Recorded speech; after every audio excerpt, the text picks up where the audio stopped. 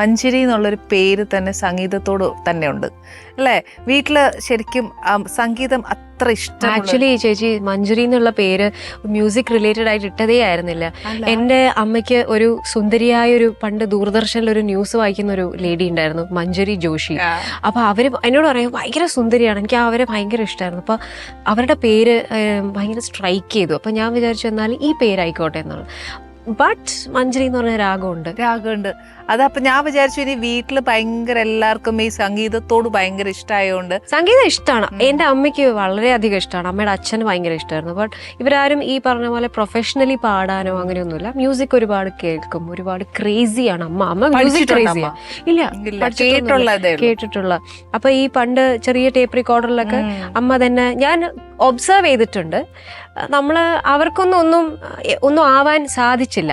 ഇപ്പൊ അമ്മയ്ക്കൊന്നും അങ്ങനെ ഒരു പോപ്പുലാരിറ്റിയിലേക്കോ ഒന്നും പോകാൻ പറ്റിയിട്ടില്ല. ബട്ട് അമ്മ ഈ ടേപ്പ് റെക്കോർഡറിൽ ഞാനിങ്ങനെ കുഞ്ഞിലെ നോക്കുമ്പോൾ അമ്മ മുറിയിൽ ഇരുന്നിട്ട് ടേപ്പ് റെക്കോർഡർ ഓൺ ചെയ്തിട്ട് അത് അമ്മ കുറേ ലിറിക്സ് എഴുതി വെക്കും. എന്നിട്ട് അത് അമ്മ തന്നെ പാടി റെക്കോർഡ് ചെയ്തിട്ട് അമ്മ ഇരുന്ന് കേൾക്കും. അപ്പം ഞാനത് അന്ന് ഒരുപാട് കണ്ടിരുന്നു. സോ അവർക്ക് ഓപ്പർച്യൂണിറ്റീസ് ഇല്ല.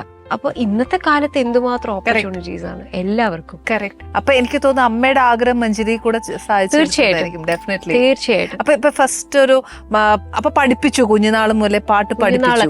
ഞാൻ 2.5 വയസ്സിൽ എന്നെ പാട്ട് പഠിക്കാൻ കൊണ്ടിരുത്തി. അപ്പൊ ആ മാഷ് പറഞ്ഞു ഈ കുട്ടി ആദ്യം ഒന്ന് ഇരുന്ന് പഠിക്കട്ടെ, എഴിഞ്ഞഴിഞ്ഞു എന്നിട്ട് പാട്ട് പഠിക്കാം. അമ്മയുടെ ഒരു ഉള്ളിന്റെ ആഗ്രഹമാണ് അമ്മ അറ്റ്ലീസ്റ്റ് വെച്ചിട്ട് ഒരു അറിവായപ്പം കൊണ്ടിരുത്താം എന്നുള്ള രീതിയിൽ അല്ലെ? പക്ഷെ മഞ്ജരിക്കും ഇഷ്ടമായിരുന്നു. പിന്നെ അത് യൂസ്ഡ് ആയതായിരിക്കാം. പക്ഷെ ചേച്ചി അത് ഫോഴ്സ്ഡ് ആയിരുന്നു. കാരണം നമുക്ക് നമ്മൾ ഈ ഓടിപ്പോയി ഫോഴ്സ്ഡ് ആണ്, കറക്റ്റ്.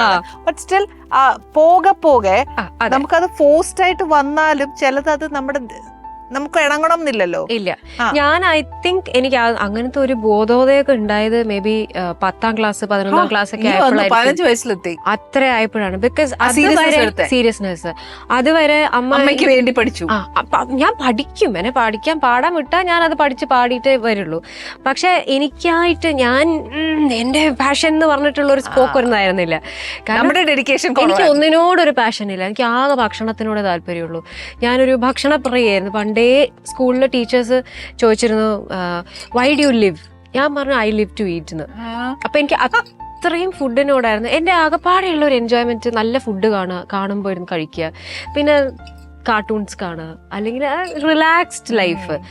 അല്ലാതെ എനിക്ക് മ്യൂസിക് പാഷൻ അല്ലെങ്കിൽ പഠിത്തം പാഷൻ അങ്ങനെയൊന്നും ഇല്ല. ചെയ്യുന്ന കാര്യം ചെയ്യും, അതിനോട് അങ്ങനെ ഇല്ല. ഞാൻ ഇൻഫാക്ട് ഞാൻ തന്നെ ആലോചിച്ചിട്ടുണ്ട്, എന്റെ അമ്മ എനിക്ക് ഇങ്ങനെ ഒരു ബാക്ക് ബോൺ ആയിട്ടൊരു സപ്പോർട്ട് ഇല്ലായിരുന്നെങ്കിൽ ഒരു പക്ഷെ ഞാൻ മ്യൂസിഷ്യൻ ആവില്ലായിരുന്നു. ബിക്കോസ് നാട്ടിലെ വിമൻസ് കോളേജിലാണ് ഞാൻ വന്ന് കോളേജ് ജോയിൻ ചെയ്യുന്നത് മ്യൂസിക്. ആ ജോയിൻ ചെയ്തത് പോലും അമ്മയുടെ ഇഷ്ടമായിരുന്നു.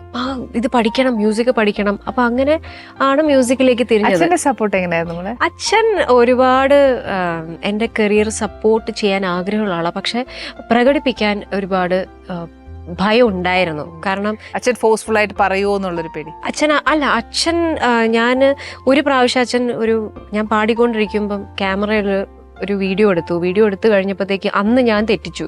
അപ്പൊ അതോടെ അച്ഛന് പിന്നെ ഒരു ടെൻഷനായി, അച്ഛന് കോൺഷ്യസ് ആയി. അപ്പം അത് കാരണം ഒരു ബാഡ് എഫക്റ്റ് ഉണ്ടാവരുത് പാട്ടിൽ. അതുകൊണ്ട് അച്ഛൻ എപ്പോഴും ഒരു പടി ബാക്കിലേക്കേ നിൽക്കുള്ളൂ. ബട്ട് ആസ്വദിക്ക് ഇഷ്ടമാണ്. അച്ഛന്റെ അഭിപ്രായം എന്താണ്? ശരിക്കും ഇപ്പോഴാണ് അഭിപ്രായം പറഞ്ഞു തുടങ്ങിയത്. പണ്ട് അഭിപ്രായം അച്ഛൻ പറയില്ല. അപ്പൊ ഞാൻ അല്ലെങ്കിൽ അച്ഛന് താല്പര്യമൊന്നുമില്ല. പക്ഷെ അമ്മ എന്നോട് പറയും, പാട്ടിനെ പറ്റിയൊക്കെ അച്ഛൻ എന്നോട് പറയാറുണ്ട്. അച്ഛൻ ഇപ്പം എന്താണെങ്കിലും പ്രോഗ്രാം വരുന്ന കാര്യം, അത് റീടെലികാസ്റ്റ് എല്ലാ കാര്യവും അച്ഛനാണ് എല്ലാം നോക്കും. പക്ഷെ എന്നോട് അത് അധികം പ്രകടിപ്പിക്കാറുണ്ടായിരുന്നില്ല. പിന്നെ അത് പതുക്കെ മാറി പറഞ്ഞു തുടങ്ങി. അച്ഛനും ഭയങ്കര ഇഷ്ടമാണ്. അച്ഛനും ഇഷ്ടമാണ്. അച്ഛനിടയ്ക്ക് പാടും, അച്ഛനും അമ്മയും എല്ലാരും ഇരുന്ന് പാടും എന്ന് വെച്ചാൽ വീട്ടിൽ വന്നാൽ ഞങ്ങൾക്കൊക്കെ ഒന്ന് ആസ്വദിക്കാം. എല്ലാവർക്കും പാടാം. എല്ലാവർക്കും പാടാം.